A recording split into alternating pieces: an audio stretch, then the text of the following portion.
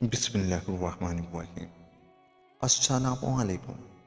خوش آمدید کہتا ہوں آپ کو اپنے چینل سبق کہانی میں۔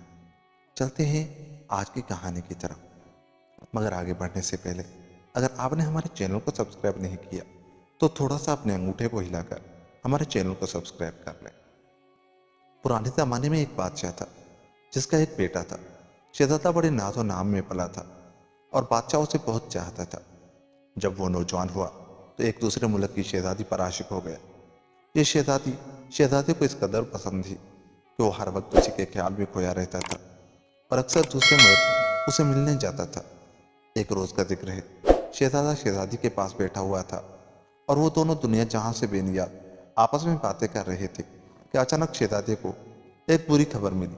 اس کا باپ شدید بیمار تھا اور اس کے بچنے کی کوئی امید نہ تھی۔ شاہی خادموں نے شہزادے کو بتایا کہ بادشاہ سلامت کی بڑی تمنا ہے کہ وہ مرنے سے پہلے ایک بار شہزادے کو ضرور دیکھ لے۔ جیسے ہی شہزادے نے یہ سنا، وہ اسی وقت جانے کے لیے تیار ہو گیا اور شہزادی سے کہنے لگا، مجھے فوری طور پر جانا چاہیے، میں تم سے کچھ عرصے کے لیے جدا ہو رہا ہوں۔ جب شہزادہ جانے لگا تو شہزادی اداس ہو گئی اور اس کی آنکھوں میں آنسو آ گئے۔ شہزادے نے اسے تسلی دی اور ایک انگشتری دیتے ہوئے کہا، یہ انگوٹھی اپنے پاس رکھنا، تمہیں یہ میری یاد دلائے گی۔ تم سے میرا وعدہ ہے کہ جب میں بادشاہ بنوں گا تو تمہیں ملکہ کی حیثیت سے اپنے پاس بلا لوں گا۔ اس نے اتنا کہا اور گھوڑے پر سوار ہو کر چل دیا۔ جس وقت وہ شاہی محل میں پہنچا تو واقعی بادشاہ آخری سانس پر تھا اور تمام لوگ اس کے گرد جمع تھے۔ وہ بھی باپ کی مسحری کے پاس گیا اور غمناک نظروں سے اسے دیکھنے لگا۔ جب بادشاہ کو بتایا گیا کہ شہزادہ آ گیا ہے تو اس نے آہستہ سے آنکھیں کھولی اور پھر نحیف آواز میں بولا، پیارے بیٹے، میں مرنے سے پہلے تمہیں ایک بار ضرور دیکھنا چاہتا تھا۔ اچھا کیا تم آ گئے۔ شہزادہ سر جھکائے کھڑا اپنے باپ کی بات سن رہا تھا۔ بادشاہ نے اسے پیار بھری نظروں سے دیکھتے ہوئے کہا، بیٹا، میرا آخری وقت ہے، میری ایک تمنا ہے، مجھ سے وعدہ کرو کہ تم پوری کرو گے۔ آپ فرمائیں، میں اسے ضرور پوری کروں گا۔ شہزادے نے بڑے ادب اور فرما برداری سے جواب دیا۔ اس پر اس کا باپ کمزور آواز میں بولا، مجھ سے وعدہ کرو کہ تم اس لڑکی سے شادی کرو گے جس کے بارے میں تمہیں کہوں گا۔ اور اس کے ساتھ ہی اس نے ایک اور بادشاہ کی بیٹی کا نام لیا اور کہا، تمہیں اسی سے شادی کرنی چاہیے۔ یہی میری تمنا ہے اور یہی میری وصیت۔ جیسے ہی شہزادے نے یہ سنا، وہ اداس ہو گیا اور سوچ میں پڑ گیا۔ اس کی سمجھ میں نہیں آ رہا تھا کہ مرتے ہوئے باپ کو کیا جواب دے۔ اگر وہ انکار کرتا تو باپ کی آخری خواہش پوری نہ ہو سکتی تھی جس کو پورا کرنے کا اس نے وعدہ کیا تھا، اور اگر وہ ہاں کر دے تو اس کی اپنی تمناؤں کا خون ہوتا تھا۔ اس نے اپنی پسند کی شہزادی سے جو وعدے کیے تھے وہ سب جھوٹے ہوتے تھے۔ وہ بڑا پریشان تھا اور دوسری طرف بادشاہ کا آخری وقت آ گیا تھا۔ اس وقت گو اس کا دل نہیں چاہتا تھا لیکن وہ مجبور تھا۔ آخر اس نے باپ کی خواہش پر اپنا پیار قربان کر دیا اور دھڑکتے دل سے کہا، ابا جان، جیسے آپ کی تمنا ہے ویسے ہی ہوگا، میں اسی لڑکی سے شادی کروں گا جس کے بارے میں آپ نے کہا ہے۔ شہزادے کی یہ بات سن کر بادشاہ کے چہرے پر اطمینان کی لہر دوڑ گئی اور پھر دیکھتے ہی دیکھتے اس کی آنکھیں ہمیشہ کے لیے بند ہو گئی۔ بادشاہ کی وفات کے بعد شہزادے کی تاج پوشی کی گئی اور اس طرح وہ تخت کا مالک تھا۔ چند روز تک بادشاہ کی موت کا سوگ منایا گیا اور جب سوگ کے دن پورے ہو گئے تو نیا بادشاہ اپنے وزیروں امیروں سے کہنے لگا، اب وعدے کے مطابق مجھے اپنے باپ کی آخری تمنا پوری کرنی چاہیے۔ چنانچہ اسی وقت اس بادشاہ کے پاس ایلچی بھیج دیے گئے جس کی بیٹی سے اس کی شادی ہونی تھی۔ جب ایلچی رشتے کا پیغام لے کر شہزادی اور اس کے باپ کے پاس پہنچے، اس نے فوراً اسے منظور کر لیا۔ اس طرح چند ہی روز میں بڑی دھوم دھام سے منگنی ہو گئی اور شادی کا دن طے کر دیا گیا۔ دوسری طرف جب یہ خبر اس شہزادی کو پہنچی جو شہزادے سے محبت کرتی تھی اور جسے کبھی شہزادہ بھی دل و جان سے چاہتا تھا، تو وہ غم سے نڈھال ہو گئی۔ اس کی بری حالت ہو گئی اور اس نے اس دکھ میں کھانا پینا چھوڑ دیا۔ اس کے باپ نے جب اپنی بیٹی کی یہ حالت دیکھی تو وہ بھی اداس ہو گیا، مگر وہ بادشاہ ہونے کے باوجود اس سلسلے میں اس کی کوئی مدد نہیں کر سکتا تھا۔ اس نے شہزادی کو سمجھاتے ہوئے کہا، پیاری بیٹی، تم اس قدر اداس کیوں ہو؟ اپنی حالت سنبھالو، ہونے والی بات تو ہو گئی، اب پچھتانے سے کیا حاصل؟ پھر وہ اسے تسلی دیتے ہوئے بولا، تمہیں اللہ نے ہر چیز دی ہے، تمہاری جو بھی تمنا ہے مجھ سے کہو، میں اسے ہر صورت میں پورا کروں گا۔ جواب میں شہزادی نے کچھ دیر سوچا اور پھر کہنے لگی، ابا جان، مجھے 11 ایسی لڑکیاں چاہیے جو شکل و صورت، رنگ ڈھنگ اور قد و قامت میں بالکل مجھ سے مشابہ ہوں۔ ان میں اور مجھ میں بال برابر فرق نہیں ہونا چاہیے۔ اگر میں ان میں مل جاؤں تو مجھے کوئی پہچان نہ سکے۔ बादशाह ने ये सुना तो कुछ सोच में पड़ गया। दिल में सोचने लगा, बेटी ने बहुत मुश्किल काम बताया है, ताहम वो अपनी बेटी की हर ख्वाहिश पूरी करने के लिए तैयार था। इसीलिए कहने लगा, अगरचे तुम्हारी ये तमन्ना पूरी करना बहुत मुश्किल है, उसके बावजूद मैं तुम्हारी ख्वाहिश पूरी करने की कोशिश करूंगा, ख्वाह कुछ भी क्यों ना करना पड़े। मैं ऐसी 11 लड़कियां जरूर तलाश करूंगा। इस तरह वो शहजादी को तसल्ली देकर चला गया और उसने उसी वक्त हुक्म दिया कि पूरे मुल्क में शाही खादिम भेजे जाए और ऐसी 11 लड़कियां तलाश की जाएं जो हू बहू शहजादी की हम शक्ल हों, कदो कामत में उनमें और शहजादी में कोई फर्क ना हो और उनका रंग ढंग भी बिल्कुल शहजादी की तरह हो। हुक्म की देर थी, उसी वक्त पूरे मुल्क में आदमी भेज दिए गए और इस तरह शहजादी की हम शक्ल 11 लड़कियों की तलाश शुरू हो गई। इसी तरह कई रोज गुजर गए और आखिरकार ऐसी लड़कियां मिल गईं जो हू बहू शहजादी की तरह थी। उनकी शक्ल सूरत, रंग ढंग और कद्दो कामत में बाल बराबर फर्क नहीं था। अगर उनको शहजादी के साथ खड़ा कर दिया जाता था तो कोई पहचान ना सकता था कि इनमें शहजादी कौन सी है। जब बादशाह को इस बात की खबर दी गई वो बेइंतहा खुश हुआ।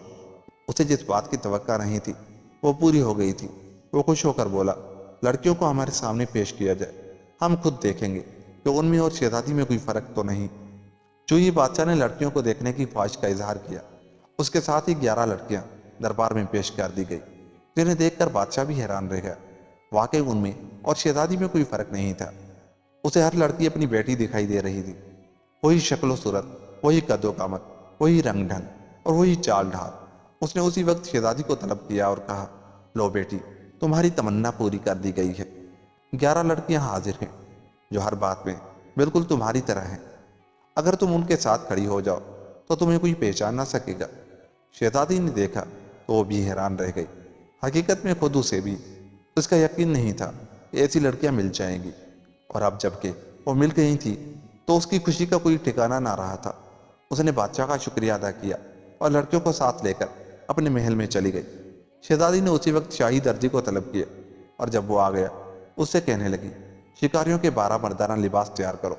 ये लिबास बिल्कुल एक रंग और एक ही तरह के हों, उनमें कोई फर्क नहीं होना चाहिए। जवाब में दर्जी सर झुका कर बोला, शहजादी साहिबा, आपके हुक्म की तामील होगी। और फिर जब दर्जी ने शिकारियों के 12 लिबास तैयार कर दिए तो शहजादी ने 11 लड़कियों के साथ खुद भी वही लिबास पहन लिया। एक तो उन सब की शक्लो सूरत हूबहू एक सी थी, फिर कद्दो कामत में भी कोई फर्क नहीं था। उस पर उन्होंने एक ही रंग के एक ही लिबास पहन लिए थे, इसलिए अब उनमें नामों के सिवा कोई फर्क नहीं रहा था। जब वो तमाम शिकारियों का मर्दाना लिबास पहन चुकी तो शहजादी तमाम लड़कियों को अपने साथ लेकर बादशाह के सामने हाजिर हुई। बादशाह ने जब उन्हें एक देखा तो वाकई वो अपनी बेटी को न पहचान सका। शहजादी ने जब बादशाह की हैरानी देखी तो खुद ही आगे बढ़कर सलाम करके बोली, आपने मेरी एक तमन्ना पूरी कर दी, अब दूसरी तमन्ना भी पूरी कीजिए। वो क्या है, हमें बताओ, हम जरूर पूरा करेंगे। बादशाह ने बेटी को प्यार से देखते हुए कहा, अब्बा जान, हमें चंद रोज के लिए इजाजत दीजिए, हम शिकार के लिए जाना चाहती हैं। शहजादी ने इजाजत तलब की, जिस पर बादशाह बोला, शिकार के लिए जरूर जाओ, मगर अपनी हिफाजत के लिए खादिम साथ ले जाओ। नहीं अब्बा हुजूर, हमें खादमों की जरूरत नहीं है, हम अपनी हिफाजत खुद कर सकती हैं।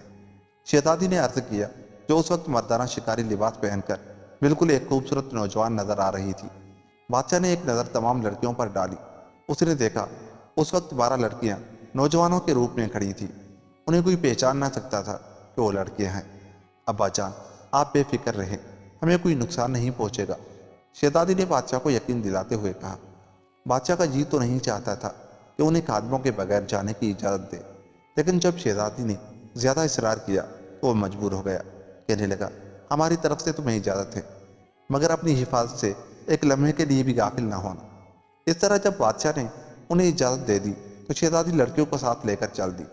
उन्होंने घोड़े तैयार किए और सवार होकर उस शहजादे की तरफ रवाना हो गई जो अब बादशाह बन चुका था, जो कभी शहजादी पर दिलो जान से फिदा था और जिसे शहजादी अब भी बेइंतहा चाहती थी। 12 लड़कियां जब 12 हम शक्ल नौजवानों के रूप में उस शहर में पहुंचे तो जो भी उन्हें देखता हैरान रह जाता। 12 के 12 नौजवान हम शक्ल, जरा सा फर्क भी तो नहीं। हर शख्स हैरत से उन्हें देखता और फिर देखते ही देखते सारे शहर में उनका चर्चा होने लगा। किसी तरह यह खबर बादशाह के दरबार में भी पहुंच गई। बादशाह ने सुना तो ताज्जुब से बोला, यह कैसे मुमकिन है, 12 नौजवान हम शक्ल क्यों कर हो सकते हैं। उस पर खादिम ने दस्त बस्ता अर्ज किया, हुजूर ये हकीकत है, ہم نے اپنی آنکھوں سے دیکھا ہے۔ اس نے حکم دیا ان نوجوانوں کو ہمارے سامنے پیش کیا جائے۔ حکم کا ہونا تھا کہ تھوڑی ہی دیر میں 12 ہم شکل اور ہم قد خوبصورت نوجوان دربار میں کھڑے تھے، اور دربار میں موجود ہر شخص حیرت سے انہیں دیکھ رہا تھا۔ خود بادشاہ بھی حیرت کی تصویر بنا ہوا تھا۔ 12 کے 12 نوجوان اسی طرح مشابہت رکھتے تھے کہ ایک کو دوسرے سے الگ نہیں کیا جا سکتا تھا۔ یہ حسین نوجوان اس وقت شکاریوں کا لباس پہنے ہوئے تھے، اور لباس بھی ایک سا تھا۔ بادشاہ کی حیرت قدرے کم ہوئی تو اس نے خوش ہوتے ہوئے دریافت کیا، اے حسین نوجوانوں، ہم تمہیں دیکھ کر انتہائی خوش ہوئے ہیں۔ اگر تمہیں ہماری کسی قسم کی مدد کی ضرورت ہے تو بلا تکلف کہو۔ جیسے ہی اس نے یہ کہا، شہزادی فوراً بولے، حضور، ہم شکاری ہیں اور چاہتے ہیں کہ حضور کے خدمت گاروں میں شامل ہو جائے۔ بادشاہ نے یہ سنا تو اس کی مسرت کی انتہا نہ رہی۔ وہ تو پہلے ہی یہ سوچ رہا تھا کہ ایسے منفرد اور انوکھے نوجوانوں کو اس کے دربار سے وابستہ ہونا چاہیے۔ اس وقت یہ بات اس کے وہم و گمان میں بھی نہ آ سکتی تھی کہ یہ نوجوان مرد نہیں، لڑکیاں ہیں، اور ان میں وہ شہزادی بھی شامل ہے جس کے لیے کبھی وہ دن رات بے قرار رہتا تھا۔ وہ تو یہی دیکھ رہا تھا کہ 12 ہم شکل شکاری نوجوان ان کے سامنے کھڑے ہیں۔ اس نے اسی وقت حکم دیا، آج سے یہ 12 نوجوان شاہی شکاری ہوں گے، اور اس طرح شہزادی اور دوسری 11 لڑکیاں شاہی شکاریوں کی حیثیت سے دربار سے وابستہ ہو گئیں۔ اس بادشاہ کے پاس ایک شیر تھا جو بوڑھا ہو چکا تھا، لیکن وہ بڑا ذہین اور عقل مند تھا۔ عقل مند ہونے کے ساتھ ساتھ وہ ہر اس چیز سے واقف تھا جو عام لوگوں کی نگاہوں سے اوجھل تھی۔ وہ پوشیدہ رازوں سے بھی باخبر تھا۔ یہی وجہ تھی کہ بادشاہ کا وہ پسندیدہ جانور تھا۔ ایک شام ہوا یہ کہ بادشاہ بیٹھا ہوا تھا، اتنے میں اچانک شیر پوچھنے لگا، آپ نے 12 ہم شکل ملازم رکھے ہیں؟ ہاں رکھے ہیں، کیا بات ہے؟ بادشاہ نے تعجب سے اس کی طرف دیکھا۔ اس پر شیر بولا کہ آپ کے خیال میں یہ 12 نوجوان مرد ہیں؟ کیوں نہیں؟ بادشاہ نے اور بھی حیران ہوتے ہوئے کہا، یہ 12 نوجوان مرد ہیں اور شکاری ہیں۔ نہیں، آپ غلطی پر ہیں، شیر نے بڑے اطمینان سے جواب دیا۔ اس پر بادشاہ نے تعجب سے شیر کی طرف دیکھتے ہوئے پوچھا، کیا وہ مرد نہیں؟ تم کیسے کہہ سکتے ہو؟ بادشاہ سلامت، آپ کو غلط فہمی ہوئی ہے، یہ نوجوان مرد نہیں ہیں بلکہ لڑکیاں ہیں۔ نہیں، ہمیں تمہاری بات پر یقین نہیں ہے، تمہارے پاس اس کا کیا ثبوت ہے؟ جب بادشاہ نے یہ کہا تو جواب میں شیر کہنے لگا، اللہ تعالیٰ نے آپ کو میری زبان سمجھنے کی طاقت دی ہے، تبھی میں آپ سے کہہ رہا ہوں کہ یہ لڑکیاں ہیں، لڑکے نہیں ہیں۔ اگر آپ کو یقین نہیں آتا تو آپ اپنے محل کے پہلے کمرے میں مٹر کے دانے بکھیر دیں تو آپ کو اس کا ثبوت مل جائے گا۔ وہ کیسے؟ بادشاہ نے بڑے اشتیاق سے پوچھا۔ اس پر شیر نے کہا، مرد جب چلتا ہے تو اس کے پاؤں مضبوط سے فرش پر جمتے ہیں، اس لیے جب وہ مٹر کے ان دانوں پر سے گزریں گے تو کوئی دانہ اپنی جگہ سے نہیں ہلے گا۔ لیکن لڑکیاں چلتے وقت بے پرواہی سے چلتی ہیں، ان کے پاؤں فرش پر نزاکت سے گھسٹتے ہوئے پڑیں گے اور مٹر کے دانے پھسل کر ادھر ادھر ہوتے جائیں گے۔ بادشاہ شیر کی بات سن کر بہت خوش ہوا، اسے یہ مشورہ پسند آیا۔ دل میں سوچنے لگا، اس طرح شیر کی بات جھوٹ یا سچ ثابت ہو جائے گی۔ چنانچہ اس نے محل کے پہلے کمرے میں مٹر کے دانے بکھیر دیے تاکہ دوسرے روز جب شکاری نوجوان آئیں اور بکھرے ہوئے دانوں پر سے گزریں تو ان کے اصل روپ کا پتہ چل جائے۔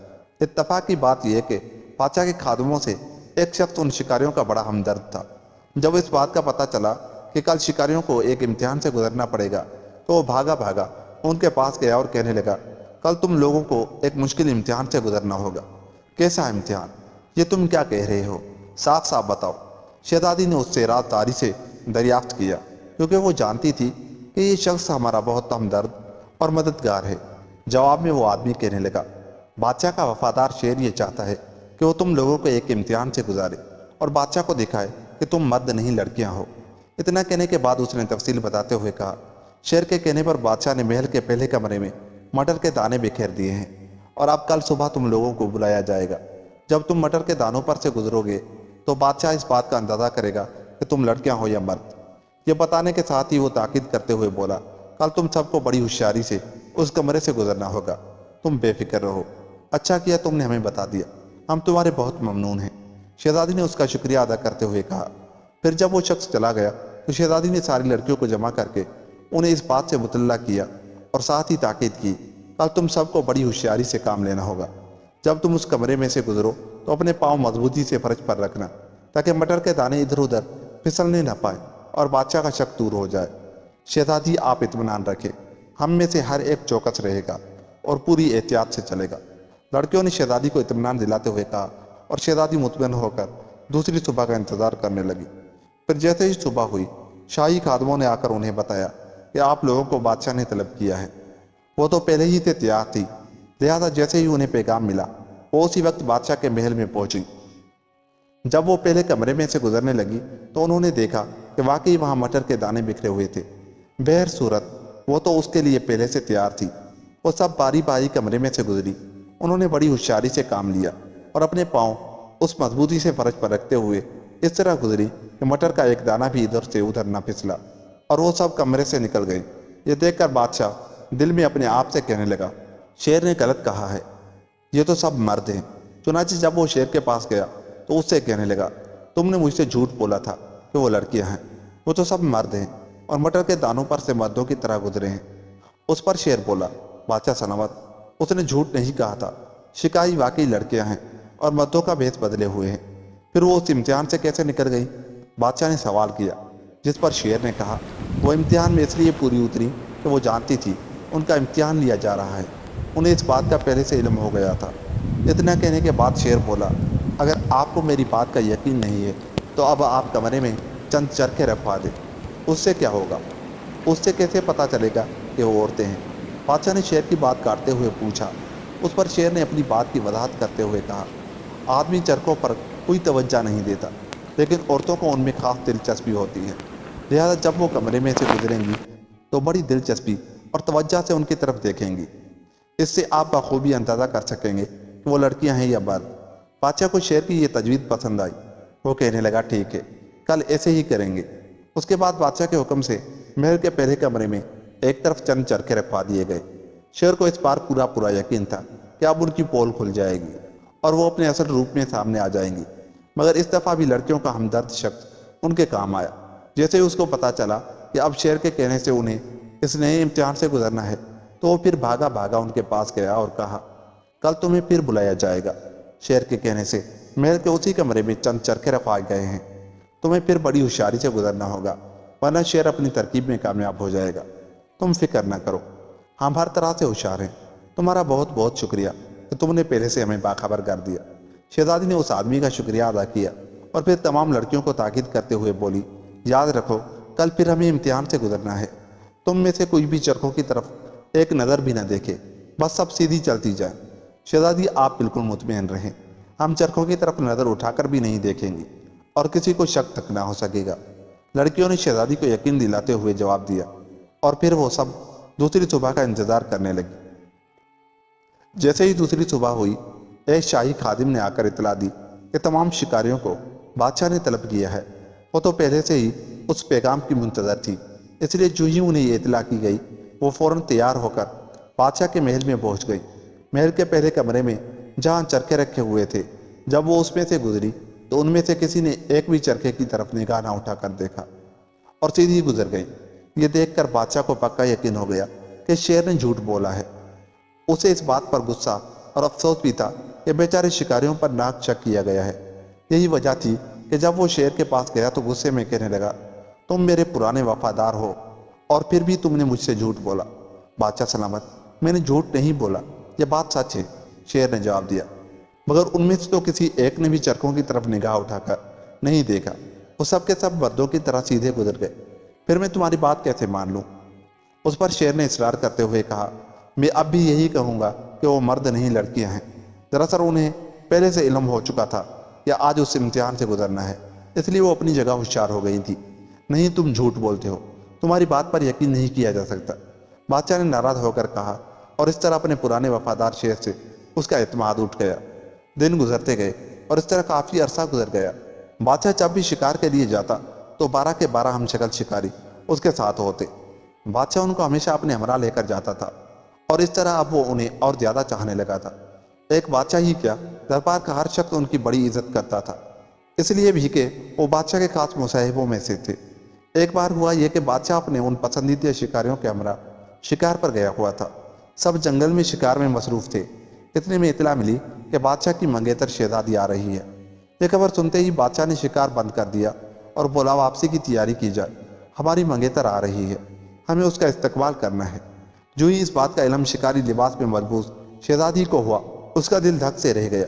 उसे इस खबर से इस कदर दुख हुआ कि निढाल होकर चकरा सी गई और बेहोश होकर जमीन पर गिर पड़ी। बादशाह ने उसे इस तरह अचानक जमीन पर गिरते देखा तो समझा कि मेरा शिकारी किसी हादसे से दो चार हो गया है। वो जल्दी से अपने घोड़े से उतरा और जमीन पर गिरी हुई शहजादी को सहारा देने के लिए आगे बढ़ा। शहजादी उस वक्त बेहोश थी।